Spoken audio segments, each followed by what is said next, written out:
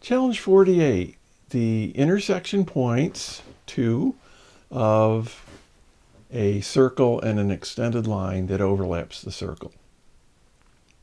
Now, if you're just joining us here and didn't work on Challenge 46, you'll need to go back and check out that development. Everyone else, we're ready to move ahead and put the final touches on our intersection solution and Dataflow, and then test and modularize it. So let's get busy.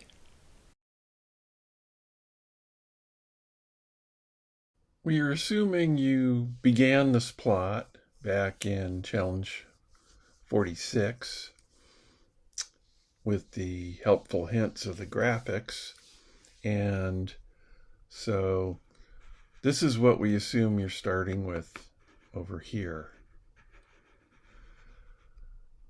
Now, you've done a lot of sketching and you've learned the ropes for sketching. This is probably going to be one of your most complex sketches so far, but we trust you to turn you loose to solve this on your own, complete the sketch, and when you're all done, we're going to go over our version of the sketch, and you can compare yours, and we'll actually go through the elements, and you'll be able to score yourself on your completeness. Okay, so have at it.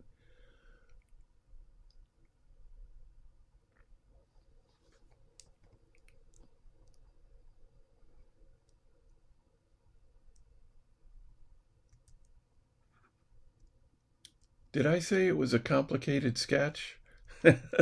Okay, so we're going to score 10 points for everything in the sketch. And so I want you to score yourself. Take a look at your sketch. And we'll start with the left plot. So you get 1 point for the axes, the labeling of the axes, drawing the circle, labeling the circle, drawing the line, labeling the line, the 2 intersection points, and labeling them. That's 1 point. Next, your arc for your coordinate translate. You labeled it with the name of the operation of the transform, coordinate translate, and you indicated what the new origin value would be. So you're using the circle.c. Give yourself a 2nd point for that. Okay, number 3 is the middle plot. So there's a lot in here. You only get 1 point for it. But let's go through it. You've got your x and y axes. They're labeled x prime and y prime. It's the first layer of transformation. You've moved your circle to center at the origin and labeled it third prime. You've moved your line and labeled it L prime. So it's in the same juxtaposition to the circle as it was in the starting coordinates. You've marked in your 2 intersection points and labeled them I1 prime and I2 prime. And then you may not have done this, but give yourself a little pat on the back for having marked in this L prime dot location value, because you will need that in the 3rd plot. Okay, that was 3. 4 is indicating that you're next going to do a coordinate rotate to get to the 3rd plot with the arrow, and indicating you're using the orientation of either line L or L prime. They have the same orientation. Okay, so we're up to number 4. We're starting into your 5th point. So these are things that you've added to the starting plot over here in the xy double prime coordinates. And so the most important things you're adding here are these dimensions for the right triangle. So you've marked in your circle radius as the hypotenuse, And your L prime dot location, this quantity here, for the x coordinate or x double prime coordinate of your intersection points. Now, if you've done that, give yourself a 5th point. Okay, so now we're going to be working our way back through these reverse transforms or back transforms. So if you set up your coordinate unrotate with an arrow using L.O again, or L prime dot O, mentioning that the points you're pushing through are the I1 double prime, I2 double prime, and that your result of the coordinate unrotate is the I1 prime and I2 prime points. That's your 6th point right there. Point number 7, this arrow showing you're back transforming these 2 points through a coordinate untranslate and using circle center as the controlling datum and resulting in I1, I2. Okay, that's your 7th point. And then we'd like to see some of a summary of the specification. So this will be point number 8. So you got your givens. So your line, you need to break out the features of the line because they will be used.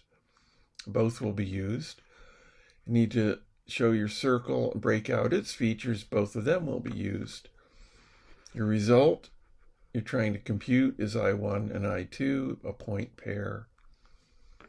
And there is a degeneracy condition, and that can be figured out a number of ways, but the 2 most obvious as of my writing of this is you could use your distance of point from line, compare it to, if it's greater than R, you've got a degeneracy case.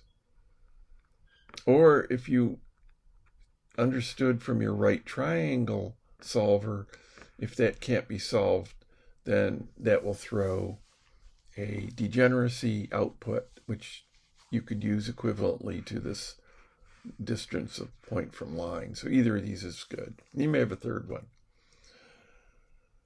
Point number 8 for your specification. And then you need some pseudocode to show what you're going to do with your data flow. And so point number 9 is you've shown that you need to calculate this line L prime. It's going to be coordinate translated.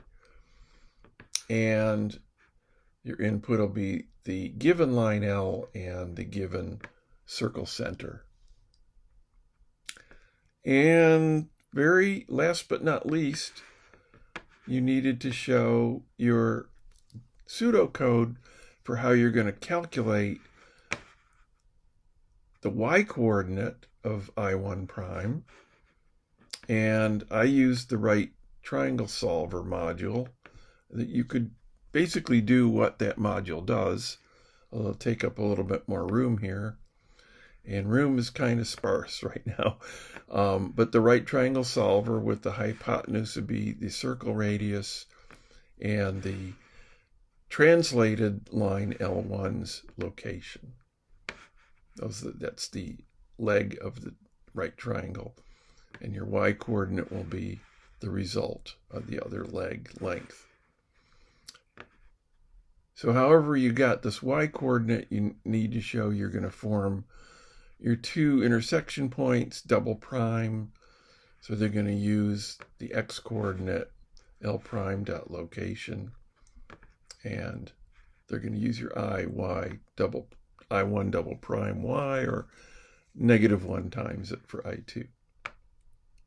That would be your 10th point. This is a grand sketch here, and this is probably as complex as they're ever going to get. So that's good. You've kind of reached the mountaintop of sketching with this one. And so if you didn't get a 10, you'll know next time better what you need to include. And if you have all 10, kudos. You should have absolutely no problem now going and inputting your data flow to solve this great intersection challenge.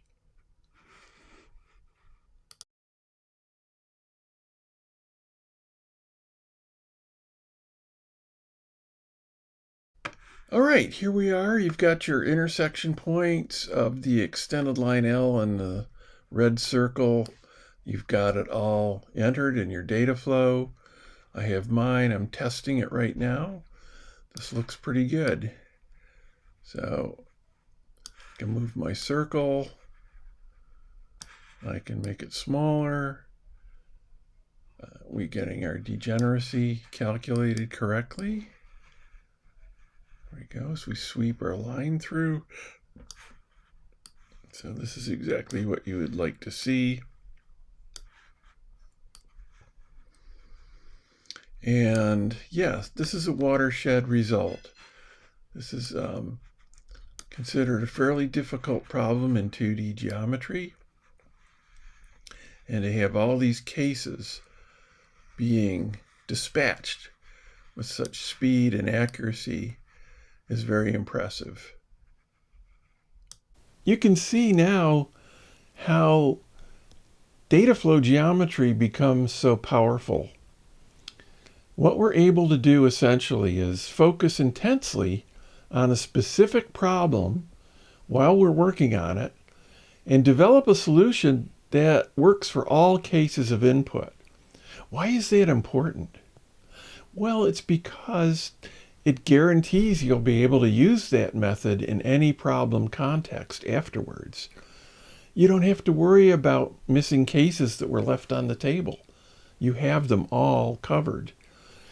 And so this is one of the fundamental power aspects of data flow geometry, is that we're able to move forward, essentially uncluttering our mind of almost all the complexity of a problem, having conveniently shoveled it into the past methods we've solved. And so we piggyback our way into yet more complex problem solving. Soon, you'll be tackling the intersection of two overlapping circles the same way.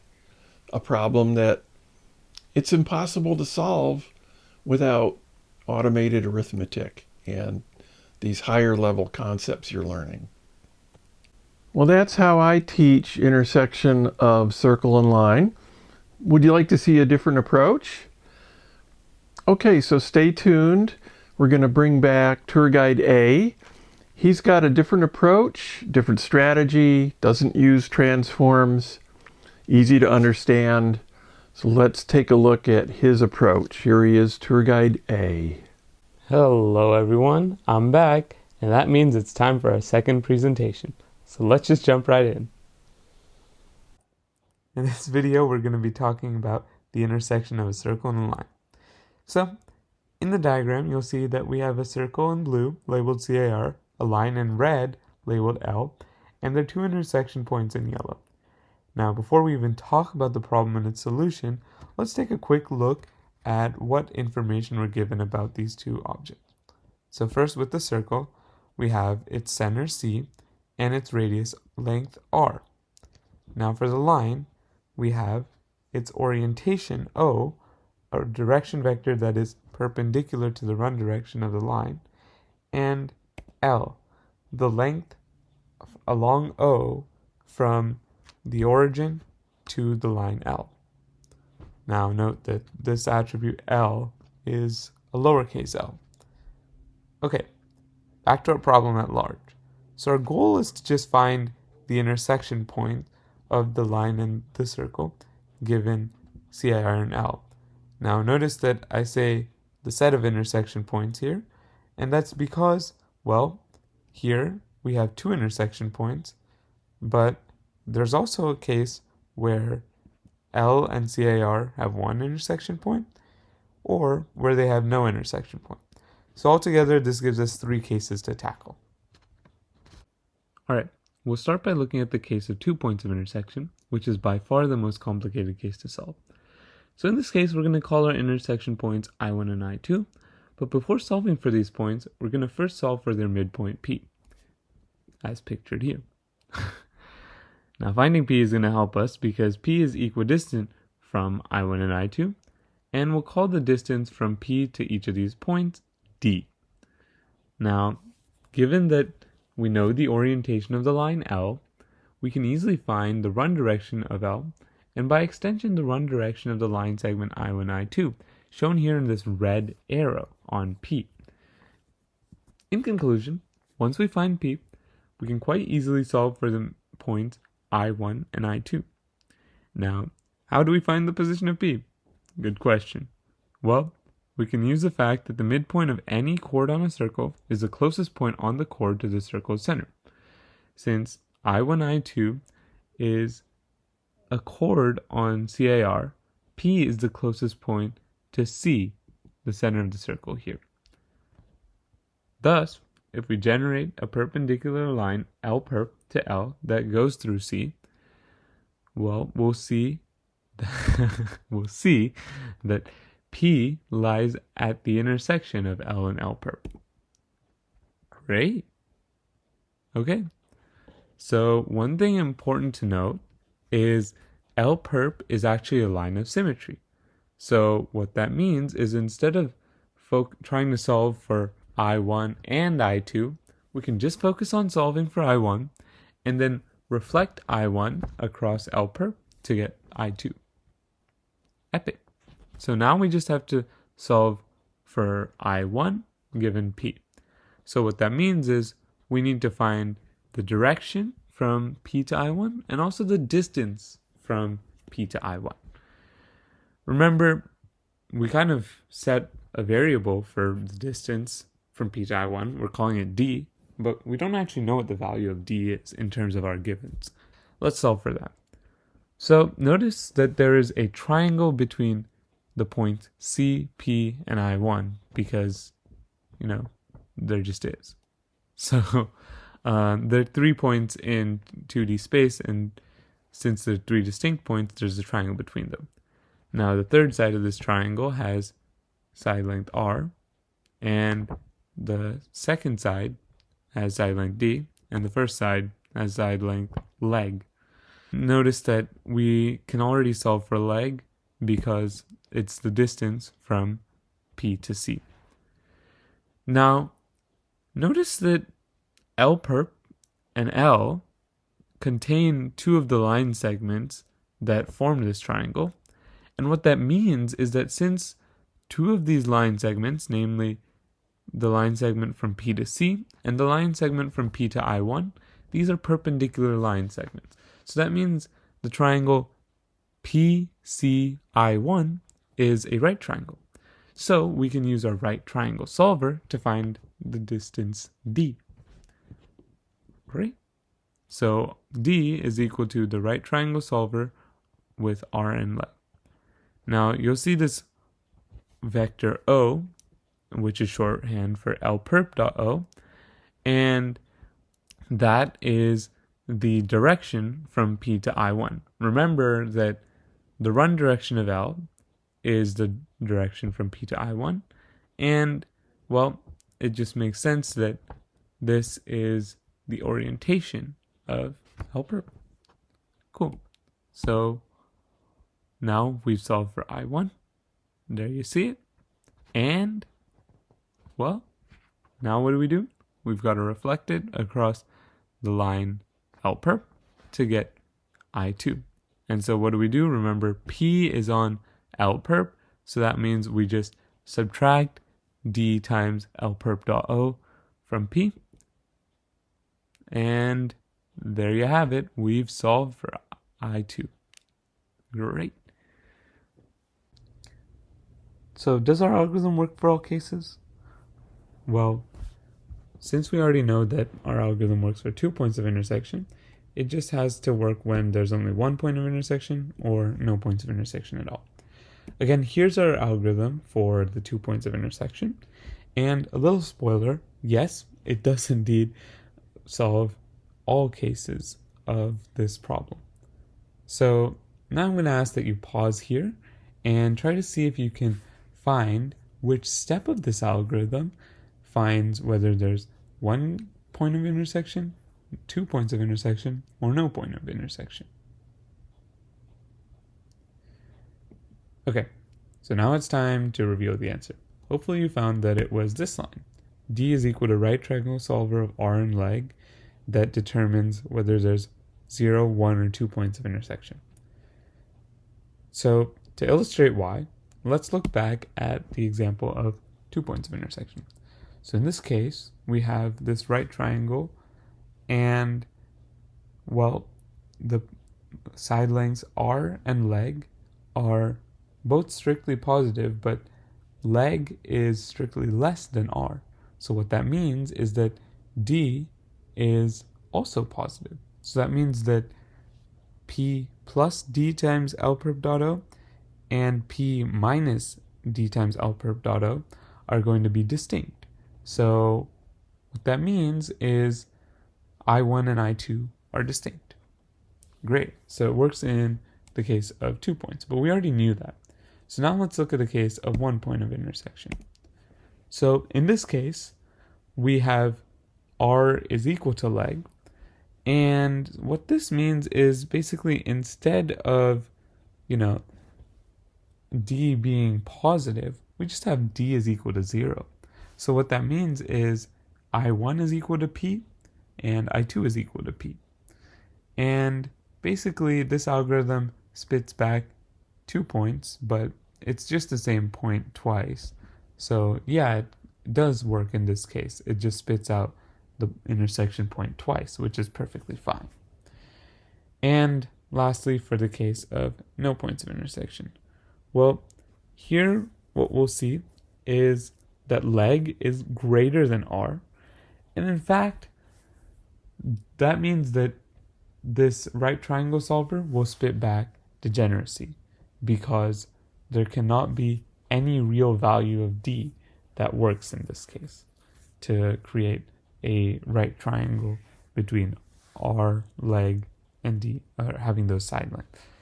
And yes, I know in the case of 1 point of intersection, it was kind of a technicality, D was equal to 0, but that's not considered a degeneracy.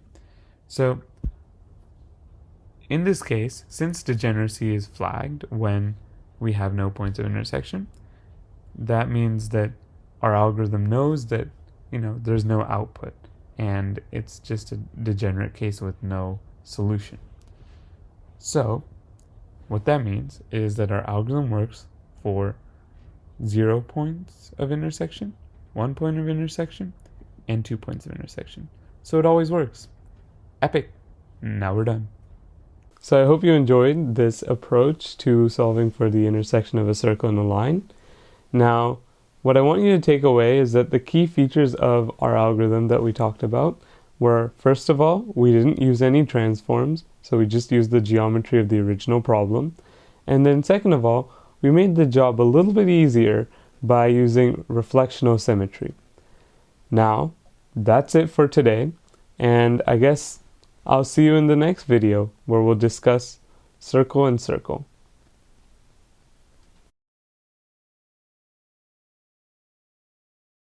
Well, it's great that we're looking at two divergent strategies for solving problems of this type. What we're trying to do here is equip you with the broadest tool set mentally. And so now you have two distinct contrasting approaches to solving a problem like this intersection of line and circle. Okay, we're going to move forward now and take on a problem going back to extended lines. What we'd like to be able to do is to parameterize points or order them along an extended line. And as you recall, when that extended line is coordinate rotated using its orientation as the new x-axis, that line stands perfectly vertical in rotated coordinate space and serves to organize all the points on the line. So that's the next challenge we'll be working on. And I'll see you at the starting line.